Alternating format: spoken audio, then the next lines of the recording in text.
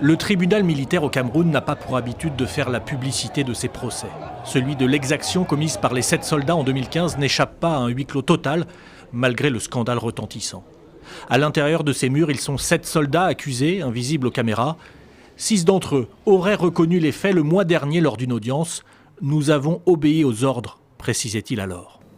Le porte-parole de l'armée aujourd'hui décrit pourtant un procès pour non-respect des ordres. L'affaire Zelevet est une affaire dite de violation de consignes dans le cadre des opérations militaires de lutte contre la secte islamiste intégriste Boko Haram dans l'extrême nord du Cameroun. Les faits, les voici. Nous sommes ici en mars ou avril 2015, vers Zelevet, à la frontière avec le Nigeria. Les militaires ont capturé des femmes présumées membres de Boko Haram. Lève-moi la calebasse, là, on te voit bien là-bas. Oh. BH. Tu vas mourir. Avec 2 enfants, au bord du chemin, elles vont être abattues par ces soldats. 17 coups de feu sont tirés. Le rôle d'un des soldats du groupe est de filmer chaque mission. Aucune vidéo ne devait sortir, bien sûr, surtout pas celle-ci. Mais les images apparaissent sur les réseaux sociaux en 2018. Une enquête de la BBC, presque image par image, accompagnée d'informations d'Amnesty International, va permettre la révélation du scandale et la tenue d'un procès.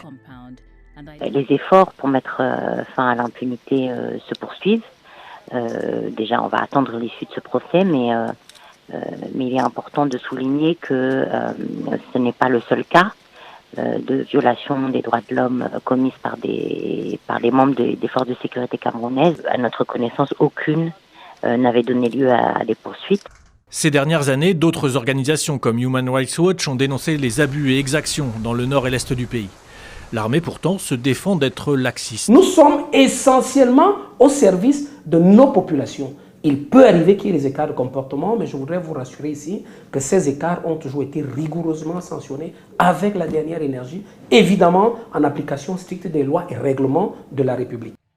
À Yaoundé, à l'issue de l'audience du jour, le procès des 7 militaires a été renvoyé au 2 mars.